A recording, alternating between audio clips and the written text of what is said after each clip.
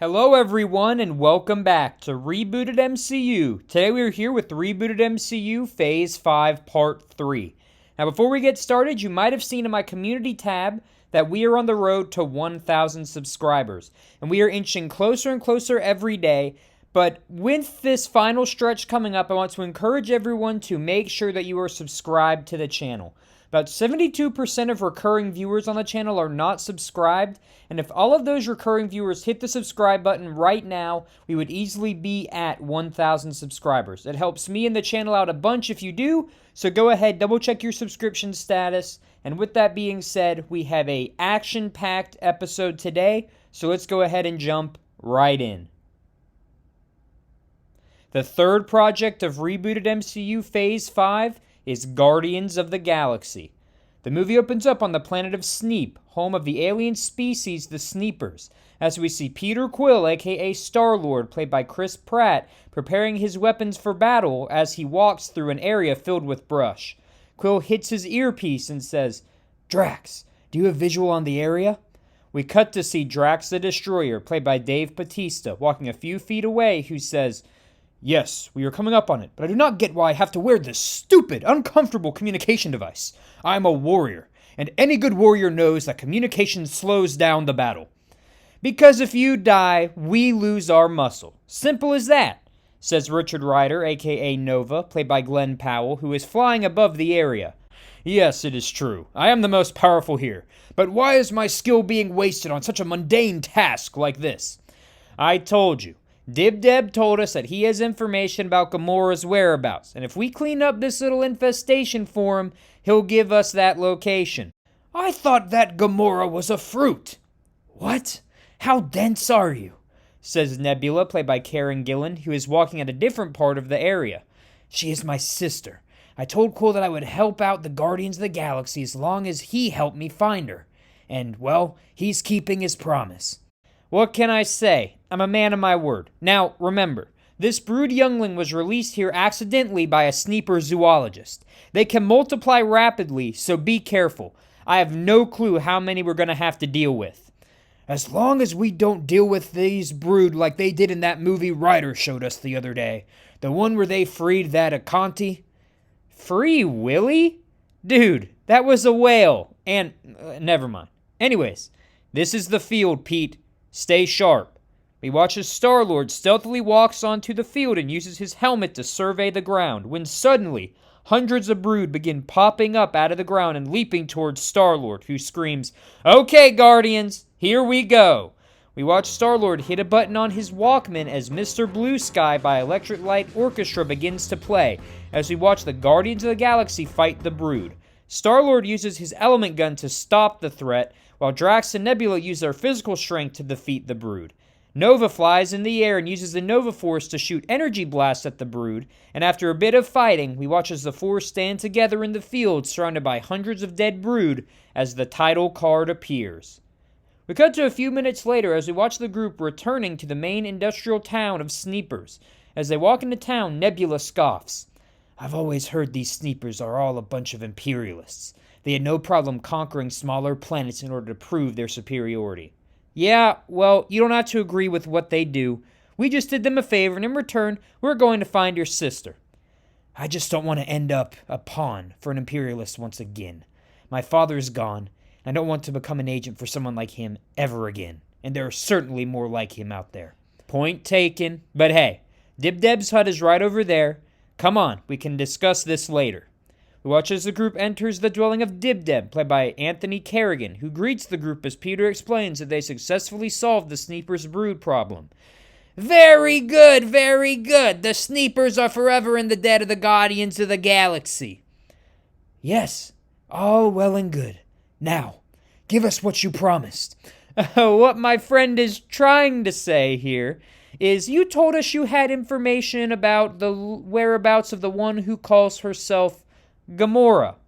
"Ah, yes, of course. Well, the one who calls herself Gamora made a stop at a spaceport about 2 rotations ago, saying she was heading to the location Planet X, home of the Flora Colossi. But that's about where the good news ends." "Explain." "You need me to tell you why you shouldn't go anywhere near Planet X? It is close to the planet they call Counter-Earth, home of, well, the one who made himself a god. The one who made himself a god? Yes, he's one of the most powerful beings in all the galaxy. And besides that, incredibly dangerous. My source tells me Gamora was heading to find someone who might have information on this individual so she could bring him down. Now, sorry, my friends, I'm out of information. Have a nice day. As we watch the group exit the hut, Drax chuckles. Ha! A man who made himself God. Someone's ego needs to be put in check. Yeah, but how come none of us have ever heard of this guy before? Do we know what we're even getting ourselves into going to find Gamora? Guys, look. Let's just get on the Bowie, head to Planet X, get Gamora, and head out before anything happens. I made a promise to Nebula, and I intend to keep it. So, let's go find her sister. The group nods as they head towards the Bowie. We cut inside the Bowie as we see Nebula looking outside one of the many windows in the ship as Dance Little Sister by the Rolling Stones plays in the background. We watch as Peter walks up to Nebula and asks if she's okay. Yeah, thanks. I'm not good at showing emotions. My father tortured us to ensure that we'd not be weakened by attachment to anything or anyone. But I've slowly started to relearn what it feels like to care. Thanks to you and Johnny and, well, even Gamora. I don't know what this reunion is gonna look like. This is my sister, but not the same one who I knew, grew up with, fought against. I'm not quite sure what's gonna happen when we find her, when I meet her again. Hey, listen. I know what it feels like when you have a family member and they just leave. I would do anything to see my mother, or Yondu, again. But once you have that bond with someone, it doesn't go away. Trust me, you and Gamora have something that can't be broken, regardless of different timelines or universes or whatever. Nebula cracks a half smile and grunts as Ryder calls out to the group. Okay, guys, we're approaching Planet X and have begun landing protocol. Suit up. Ha! I sincerely hope these Flora Colossi are valiant warriors. I deserve a challenge worthy of my power. Dude, I'm pretty sure Flora Colossi are just like giant sentient trees. I don't think they're the warrior type. Anyone can be a warrior as long as they are willing to fight. Shut it, Drax. We are here to find my sister and get out of here. There won't be enough time for fighting. All right, everyone. We're here. As we watch the Bowie land and the Guardians exit the ship, we suddenly hear a creature screaming a short distance away. We watch as the group runs to investigate as we see Gamora, played by Zoe Saldana, push a green creature on the ground who continues screaming as Gamora screams. I know you are one of his creations. You need to tell me what you know. I don't know what you are talking about. Gamora? Nebula? Warrior! Drax! Ah! Okay. Can we all pause for a minute? We watch as everyone turns to look at Peter, who chuckles nervously. All right. I had no idea that would work. But how about we all just come back to the ship and talk things through? Sounds like a plan. Nobody has to get hurt. Gamora grunts as she picks up the creature as the group heads back to the Bowie. We cut inside the Bowie as we hear Message in a Bottle by the Police playing in the background as we see the creature scarfing down food as the group sits around the table in the main area of the ship. I can't believe he's eating all of the Zarg nuts. We can get more, Drax. Jeez. So, insectoid man thingy. What are you exactly? The creature's revealed to be Bug, played by Paul Dano, who explains that he is a creature from an area known as the Microverse. The Microverse? I'm sorry, but there's no way that's real. Wait, the Microverse? That is where Hank and Janet explored. That's the place we used to travel back in time. And how Father managed to drag me to this reality. Wait! You know someone who managed to traverse the Microverse? Where are you from? My planet was destroyed by my father, but if you're asking about the Microverse, we accessed it on planet Earth. Oh my! Earth? The home of the hero Janet? Janet? As in Janet? Janet Van Dyne? Yes! She's the mighty hero of Earth! Okay, dude. I'm confused. Can you walk me through how you got here if you're from some place called the Microverse? Bug explains that he was a former member of the Micronauts, a group of failed experiments created by a mad space scientist who thought that the species he created were failures. So he constructed a microversal entry point and threw his rejected experiments into the microverse. Unfortunately, an evil creation named Baron Karza began wreaking havoc on the microverse, which is what led to the formation of the Micronauts team. But despite their combined efforts, they could not overcome Baron Karza. That was until a hero, Jeanette, came from Earth and attempted to help the group out, but not even she provided enough power to defeat him. So instead, she had the idea to construct a microversal entry point of her own for the group to escape and find backup to help fight Baron Karza. Unfortunately, Jeanette's design was flawed and the microversal entry point did not have a singular exit, meaning that when the Micronauts would attempt to exit the microverse, there was no clear indication where they might end up. Bug was the first to exit, but as he left, Baron Karza attacked, destroying the microversal entry point and leaving Bug as the only member of the group to escape. I ended up at a spaceport, and decided to run away before that green one, decided to hunt me down. I came here to not only seek help, for my friends, but also to warn, of my creator. Why were you hunting him down, Gamora? I decided that after my father died, I would make it my mission to hunt down and destroy every known tyrant in the galaxy. And this creature was created by the one who sits atop my list. So, Bug, can you tell us, who's your creator? They call him the High Evolutionary. We cut inside of a laboratory where we see Herbert Wyndham, aka the High Evolutionary, played by Chuck Goody Awuji, running scans on the cocoon we saw at the end of Thor, Gods and Guardians, as Video Killed the Radio Star by the Buggles plays in the background. Suddenly we watch as Theo, played by Nico Santos, runs to the laboratory and says, "How are the tests looking today, sire?" You know, Theo, the deities of old used to require their worshippers to kneel when they came into their presence. You should be thankful that I do not make this a requirement of entering my chambers. I am sorry, sire, but I came to check the progress on the perfect being. His vitals and genetics are top of the line, the best I've ever created. He will have supreme intelligence, the likes of which we have only seen once before. But his will, his emotion, that is something I will mold into my own, before I make more of him, of course. I'm very glad the Enclave gave you this idea, Master.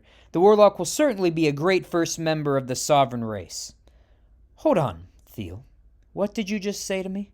I was just talking about the Enclave. Yes, as if they gave me this idea.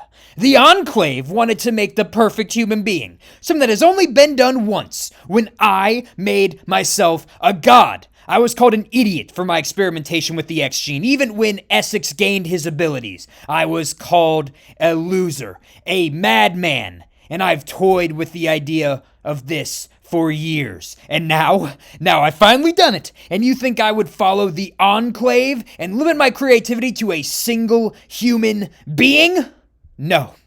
They didn't think big enough, and I, as their god, laid judgment on them. And now, the Sovereign will be born with the Warlock being their first. And I will be the god of the perfect beings in the galaxy. I'm sorry, sire. I'm a fair god, Theo. I'll spare you this time, but don't speak such blasphemy again. Now, be gone. Out of here. Oh, and don't forget to feed the abomination. He is an absolutely abhorrent creation of mine, but he still deserves a meal. Theo gulps and walks away as we see the High Evolutionary return to running scans on the cocoon. We cut back on the Bowie where we see the group standing in shock after hearing Bug recount his experience with the High Evolutionary. I was one of the lucky ones. He used to just throw his rejected experiments into the microverse, but now, he kills his creations, starts over, and the cycle repeats, and he won't stop, until he gets what he wants. What is that? A civilization of beings with zero blemishes that view him as their god. But as for me, I need to go to Counter-Earth to sneak into his lab. He has a microversal entry point in there and is the only way, I can get back to my friends and rescue them from the microverse. And I need to get to Counter-Earth to stop this lunatic. The creature's right about him wanting to play God, and in the process of playing out his fantasy, he's killed thousands. Sounds like someone else I knew. Whoa. Hold on a minute. after everything you just said about how crazy this guy is, what makes you think we can stop him? We might be slaughtered." "Well, I'm going with my sister. If you knew our father and the complex he had, I can't allow someone like him to continue without consequence." "Ha! I agree with Nebula. This man sounds like he will be a valiant challenge, and I am in need of a good fight." "I hate to say it, Rich, but we are the Guardians of the Galaxy. And regardless of what challenge is out there, the galaxy needs someone to protect it. And hey, if we all die, at least we'll die in the manner worthy of a group formerly led by Thor." Ryder looks at the group and sighs. "Okay, fine. I'll chart the course to Counter-Earth then. Here, I have the coordinates. Let me help you. It's only one jump away." As Ryder and Gamora walks away, we watch as Nebula and Peter walk to the cockpit as Nebula looks to him and says, "Thank you, Peter." Hey, I'm a man of my word, and besides, it looks like heading to take this guy down sort of appeases everyone. "Okay, Pete, we're ready to go." "All right, everyone, hold on." We watch as the Bowie lifts off and blasts into a jump point as the group heads to Counter-Earth. As the ship exits the jump point, we see a view of Counter-Earth. Peter gasps and says, "Oh my gosh, it looks just like home."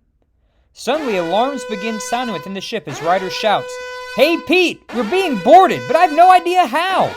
Suddenly, we hear the latches to the entrance wing of the ship being torn open as gas floods the ship as everyone on board begins to feel woozy, begins to pass out. As they do, we hear a voice that says, "Now, Groot, get 'em, tie 'em up." We watch as Peter slowly regains consciousness as we see Peter along with the other inhabitants of the Bowie tied up on some sort of new spacecraft. Where the heck am I? "I am Groot." Rocket? I think they are waking up. He watches a raccoon runs into the room holding a large gun and says, "All right, you, why the heck are you all trying to gain entry to Counter-Earth? I'm supposed to be keeping guard of Counter-Earth, so you'll better start talking or I'm gonna blast your heads clean off." Wait, Peter, is he a raccoon? "Don't you call me a raccoon? I was made to be perfect, like my father does with all of his creations."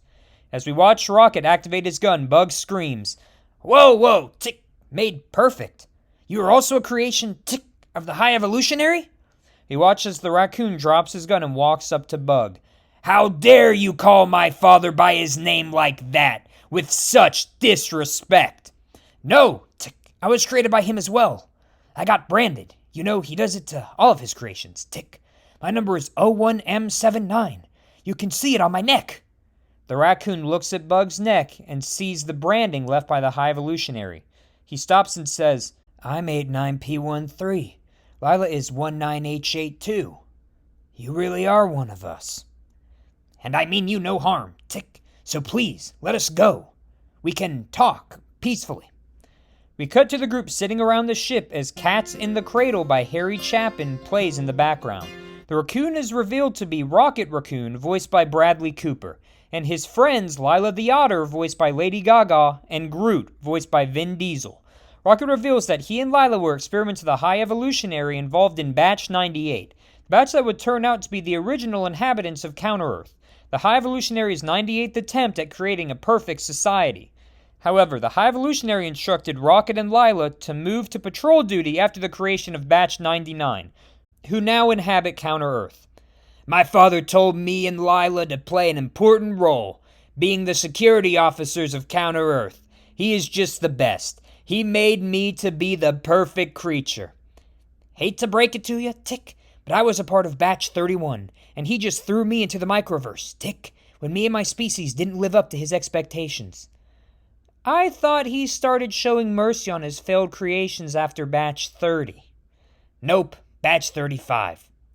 Yes, and by mercy you mean he killed those creatures who didn't meet the requirements of what he believed to be perfect.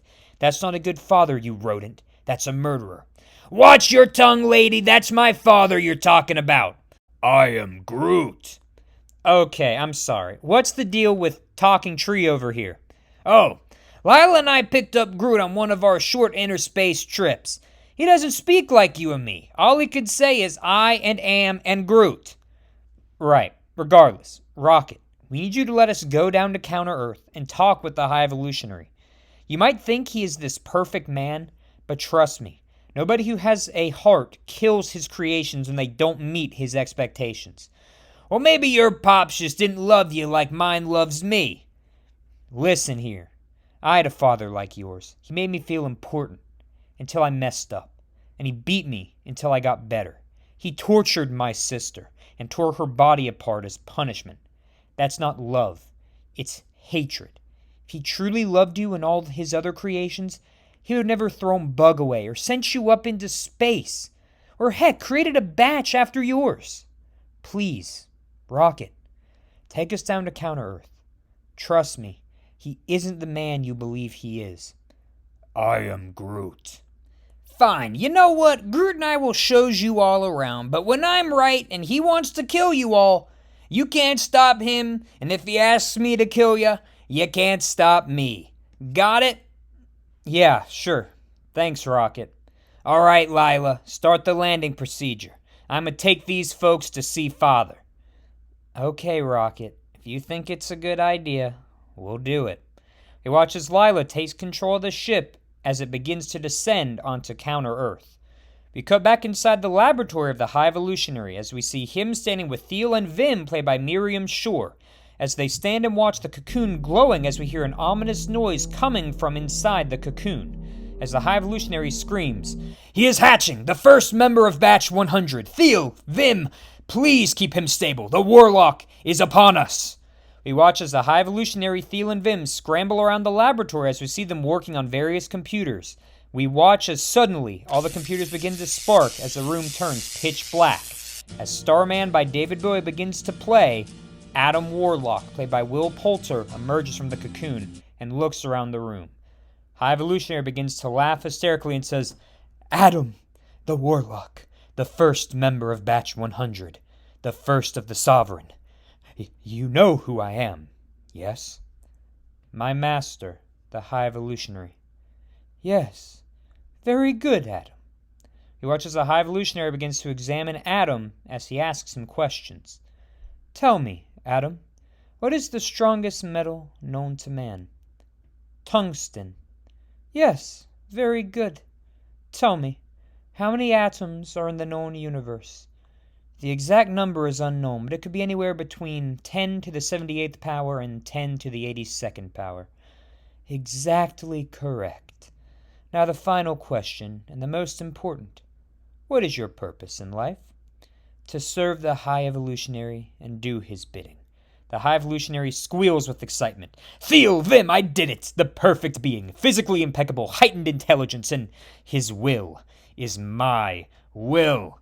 As High Evolutionary is celebrating, Theo looks at a computer pad and gulps. Sire, we have an issue." High Evolutionary glares.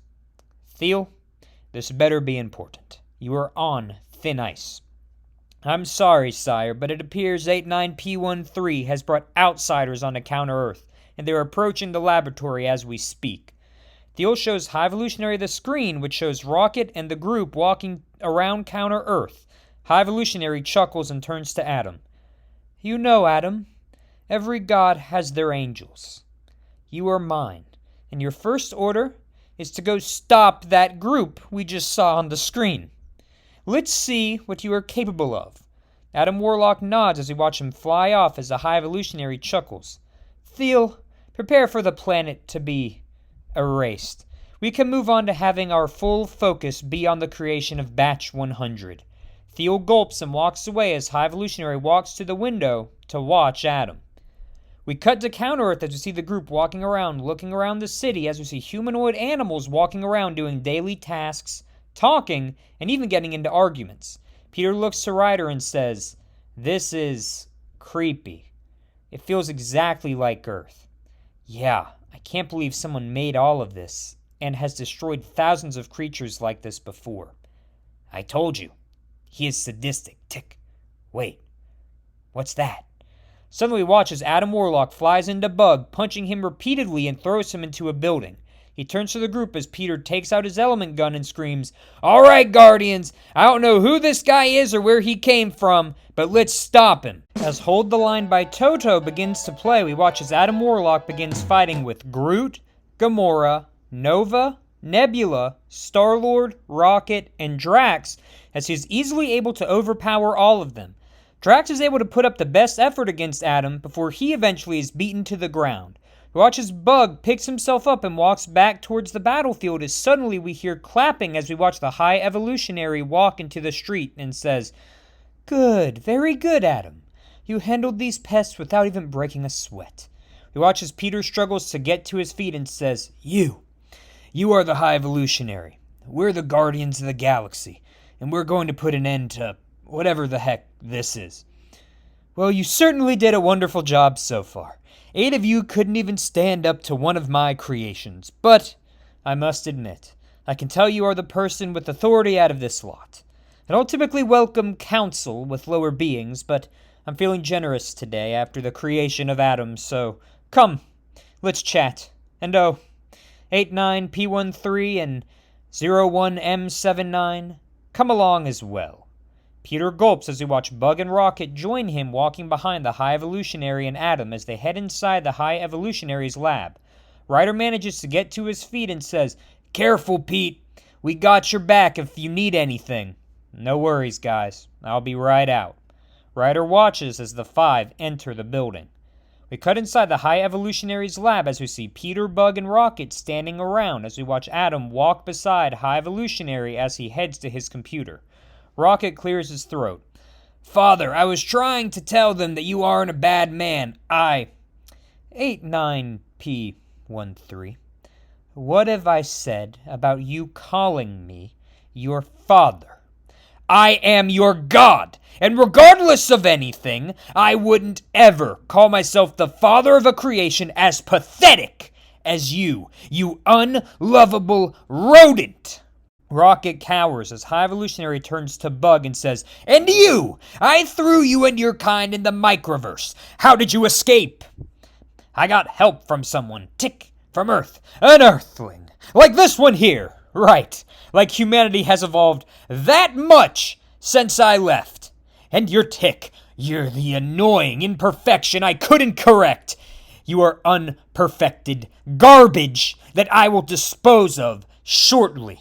"Whoa, hold on there. You're from Earth?" "Ha! Before I became a god, my vessel of flesh was formed on Earth and given the name Herbert Wyndham. But I outgrew it, experimented on myself, fixed the defects with humanity, and made myself perfect. Now, I am the High Evolutionary. So please, tell me, worm, why come to my planet?" "Well, my name is Peter Quill, leader of the Guardians of the Galaxy.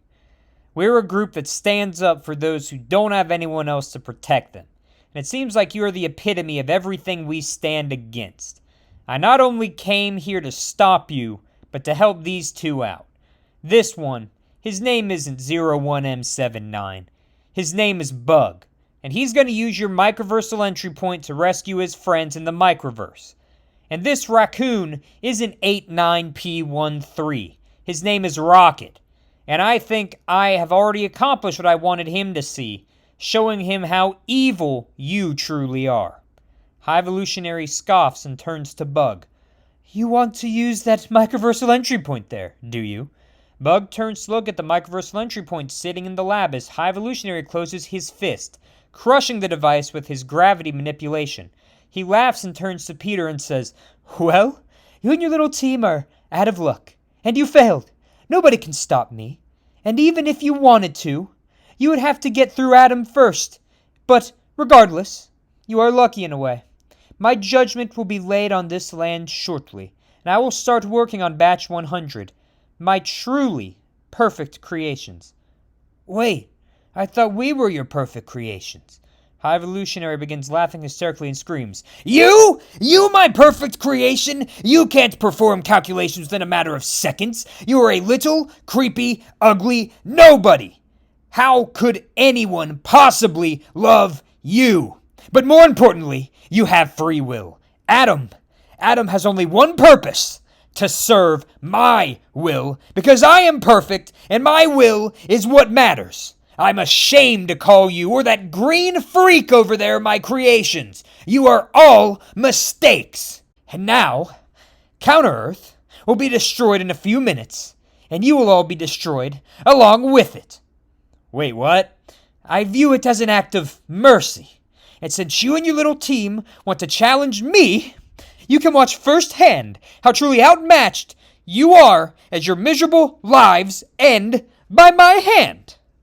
High Evolutionary picks up a walkie-talkie and says, Theo, start the detonation process and release Man-Beast as well. We've kept him trapped up all his life, and I feel like it's time for him to roam free, and he'll also give our guests here a more painful end to their life. Peter turns to Bug. Let's rush him now! High Evolutionary unleashes an energy force field that knocks Peter, Bug, and Rocket out of the building. As they crash out of the window, we watch as Peter activates his jet boots and catches both Bug and Rocket as he lands safely on the ground, outside of the High Evolutionary's lab. We watch as Ryder, Gamora, Nebula, Drax, and Groot run up to the group to check on them.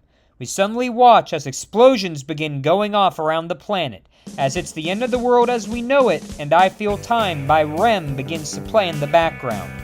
What the heck is going on? Screams Gamora. The High Evolutionary is going to destroy the planet.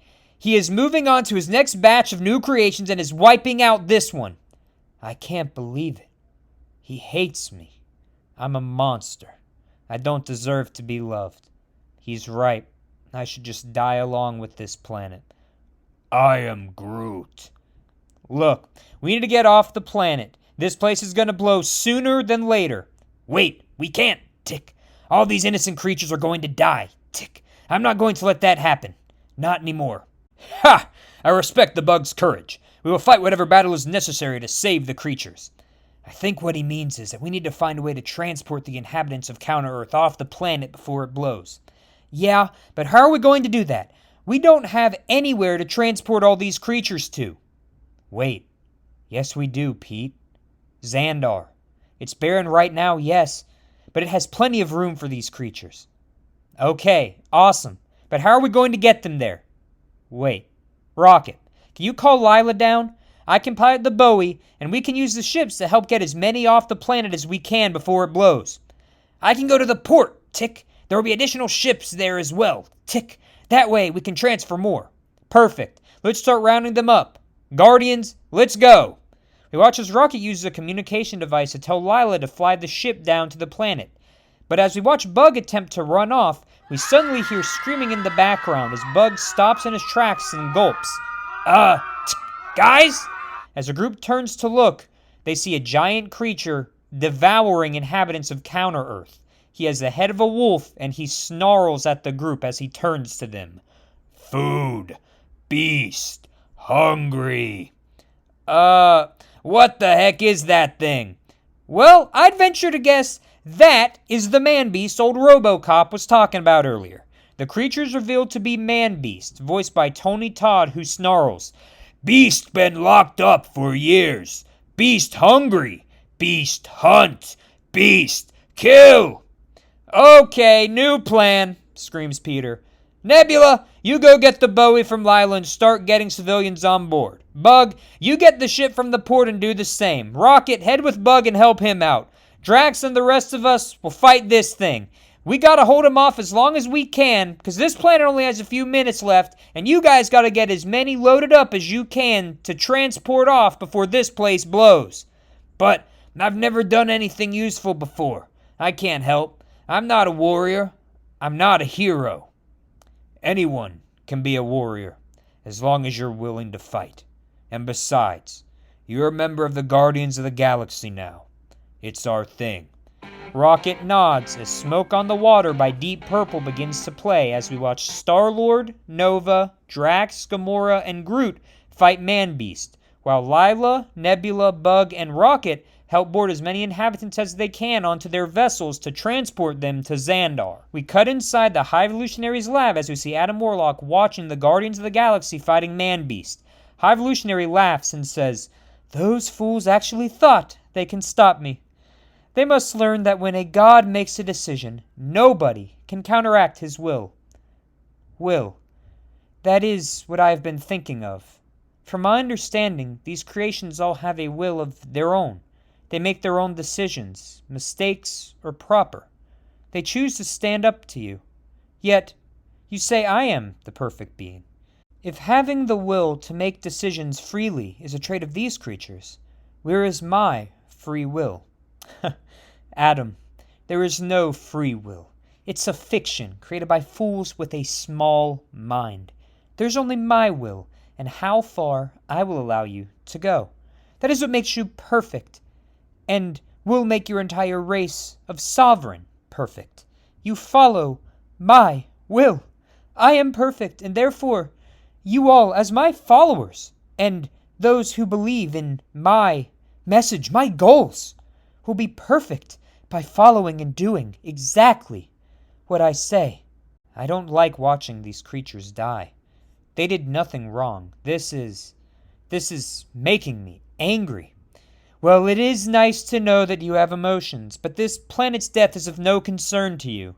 You watch as High Evolutionary picks up his communicator and tells Theo to prepare to launch the laboratory off of the planet. As Adam stands unsure of what to do, High Evolutionary looks to him and says, "Oh, Adam, I forgot. I brand all of my creations, a sign that you are mine and will forever answer to me. Let's get you branded. I'm thinking your number will be 67F01. Warlock stops and glares at High Evolutionary. I have free will, not your will, and my will says this is all wrong. I will not stand by your side anymore while innocent creatures, and their people, your creations, die. Oh, grow up! Who cares? You have potential millions times greater than the garbage that live on this dying planet. Your God commands you. Stand down, or you will face my wrath. I will not stand for this any longer. I will stop you from creating and killing any more creatures. Come on then, try it. Let's go." He watches Adam Warlock flies at High Evolutionary as the two begin fighting around the lab, as Machinehead by Bush begins to play. We cut back to Counter-Earth as we see the ships getting filled as Rocket calls out to Lila, Bug, and Nebula. "Okay guys, this planet is about to blow. We gotta get out of here soon. Let's go get the others." We cut to see Star-Lord panting. His clothes are torn as Nova lies on the ground. Man-Beast screams as we see Gamora leap at him before getting hit away as she looks at Peter. We can't keep this up much longer. We cut to see Drax looking at Groot and says, "Magic Tree, you know what to do. I will end this now." Groot nods and screams, "I am Groot!" as he sticks his hands into the ground as branches form around Man-Beast, holding him in place. We watch as Drax runs at Man-Beast, leaps, and in one clean slice decapitates the monster as he screams in victory. "Ha ha, yes! Drax the Destroyer is victorious! I am the strongest in the galaxy!" As Drax celebrates, he watches Peter, Richard, and Gamora look on in horror as Richard says, I think I'm gonna be sick." We watch as the Bowie along with Rocket Ship and Bug Ship descends as Rocket shouts, "Come on guys, this planet is gonna blow. We have as many as we can take. Let's get out of here." "You heard him, Guardians. Let's get out of here. We only have a few seconds." We watch as Peter and the others hop in the various ships as they take off away from Counter-Earth. Back inside the laboratory, we see the battle between Adam and the High Evolutionary has destroyed most of the lab as Theo screams, "Sire, the launch controls have been busted! We can't get off the planet!" We watch as Adam begins beating the High Evolutionary into submission as the High Evolutionary lets out a cough and falls to the ground as he screams with his last remaining amount of energy. "I am the perfect being. How did you, my creation, do this?" The only thing that makes beings perfect, as I have learned in my very limited time being alive, is that we are imperfect. Your attempt to become something that you aren't, a god, was your downfall. As Adam turns to walk away, the High Evolutionary screams, "As soon as I recover, I will hunt you down. I'll make as many soldiers as I can until you and those fools who defied me are wiped out." Adam turns around and says, "Then I guess I must ensure that you cannot do anything more. I'm going to end you now." As Adam begins consuming energy, High Evolutionary screams as Adam unleashes a giant field of energy which causes the screen to flash white. When the light clears, there is no remaining trace of the High Evolutionary, Theo, or the lab. We watch as Adam quickly flies off the planet, and as he zooms away, we watch as Counter-Earth explodes in a blinding light, leaving various pieces of debris floating in space. We cut to a few hours later on Xandar, the still barren planet from the destruction caused by Thanos, as we see Richard and Peter standing together. Richard nods his head. You know, it's barren now, but I bet this place is going to stand for something once again. Yeah, this place used to be a symbol of galactic law enforcement, but really, galactic protection. Hopefully we can make it stand for something like that again. Peter pats Richard on the back as we watch Peter walk through the streets of Xandar as we see the former inhabitants of Counter-Earth conversing with each other. We also see Drax showing his blades to Gamora and Nebula along with Groot sitting with Lylla. Peter walks up to Bug and Rocket who are sitting together and sits with them. He turns to Bug and says, "Hey, sorry about your friends. Not being able to find a way for you to help them out. You know, it's okay, Tick. I have faith that they will be okay. And besides, Tick, I feel like I honored them, in a way, by making sure no other creatures had to end up rejected and abandoned like we were." Peter nods as he turns to Rocket. "I thought I was loved, but I'm a freak. My own creator doesn't love me. He never did. I don't know what I'm supposed to be doing. What is my purpose?" Peter pats Rocket on the back. "You know, I had a good friend who felt the same way as you for a while, like a failure. He eventually figured things out and died saving Earth. He's actually the reason why I formed this team, Guardians of the Galaxy, to help protect those who couldn't protect themselves. I found my purpose, and I know that you will too, Rocket. And hey, I think you two are now officially members of the Guardians of the Galaxy. So it looks like we'll be doing some crazy adventures together, and I'm sure you'll figure stuff out along the way." A Guardian of the Galaxy, Tick. That does sound pretty nice. Yeah, guess it's not bad, but the name could be a bit better, I guess. Peter rolls his eyes as we watch Peter, Bug, and Rocket join the other members of the Guardians as they stand in front of the inhabitants of Counter-Earth. Peter clears his throat and says, "Okay, everyone, we might not have much right now, but let's work together to rebuild this place and make it our new home. It will be hard, but we got it. We are the Guardians of the Galaxy after all, and nothing is too big for us." Everyone cheers as Take the World Apart by Yusuf/Cat Stevens begins to play. As the Guardians along with the creatures from Counter-Earth begin to rebuild Xandar, the movie ends as text reading "The Guardians of the Galaxy will return" appears on screen.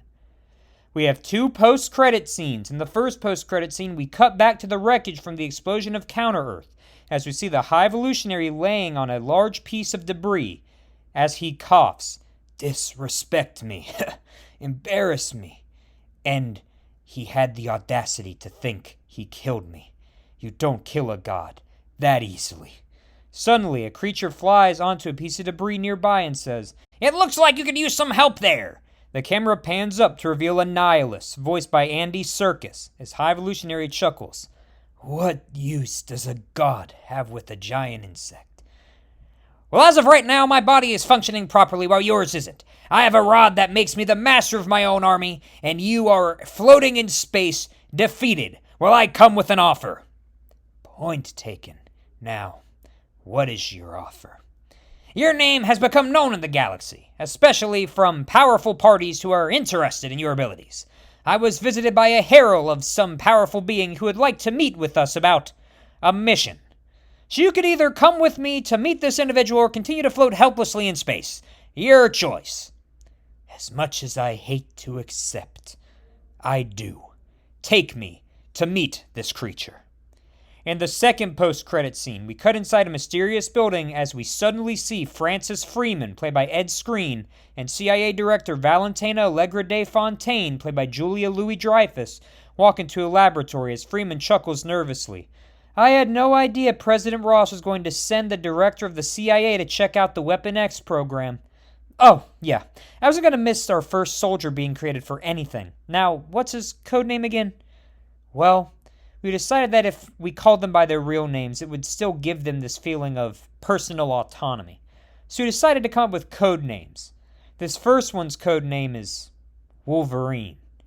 He had mutant powers when he came in for the experimentation, but We fused the adamantium you found from that serpent crown with his skeleton, and now he's nearly indestructible. A super soldier that would make Captain Rogers blush. Sounds promising, but is there any way that we can check if he's truly as powerful as you say he is? Here, read this. I have an idea. He watches Val hands Freeman documents. As he looks through them, he says, "Hold on. I thought this guy was removed from the hunt list by President Ross himself. Do I look like President Ross to you? We want to test this weapon, right? And this guy is the best option we have to do it." We watch as Freeman walks to the pod housing the man undergoing Weapon X testing. Freeman talks into the pod. "Wolverine, I know you can hear me. You will be released soon. When you are, your first mission is to hunt down Bruce Banner, aka the Hulk. He is a monster with unimaginable power. We will test how strong you really are. So get ready. This is going to be a fight for the ages."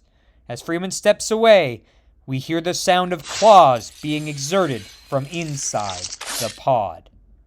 And that, ladies and gentlemen, is Guardians of the Galaxy. So I know a lot of you guys have been waiting for the first Guardians project, and as I mentioned before, Guardians is one of my favorite comic book teams and some of my favorite comic series out of all of Marvel Comics. So it's been a great honor to finally bring them into Rebooted MCU, and I hope you all enjoyed the story. I tried to make it a lot different than the actual movie interpretation of the Guardians, and we will see a lot more of them moving forward in Rebooted MCU.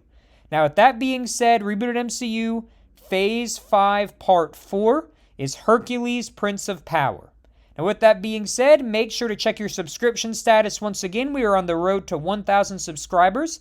Like and comment on the video. Join the Discord server in the link in the description below. Follow the Instagram page. Check out the Rebooted MCU side projects. And I hope you all enjoyed the video, and I will see you all next time for another great episode of Rebooted MCU. Take care.